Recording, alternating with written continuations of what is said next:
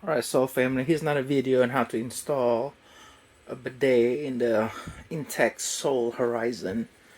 So first thing you need is just a bidet that I got from Amazon. It doesn't cost a whole lot. It's gonna be a cold water. It's nothing fancy, but anyway, to install it, it's real easy. This one right here, see that?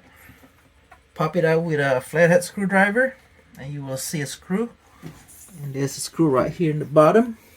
You can see that. Hold it up, unloose it, and you put the bidet in between those things. Screw it back on. Alright everyone, I'm finally able to install the bidet on the Intech Sol Horizon. So the way it works, put it on,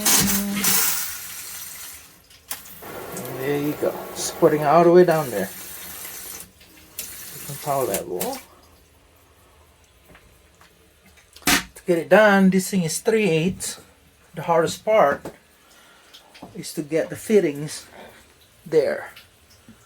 So what you need to do, get one of these fittings right here from Lowe's.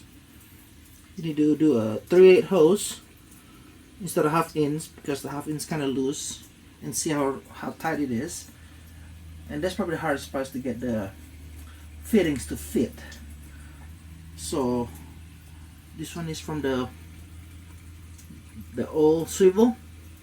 You cut up the hoses, put a new 3/8 hose in there, clamp it up real good, make sure it doesn't leak, and then the remainder hose, clamp it out down there, and then use the 3/8 from the bidet to supply the bidet line.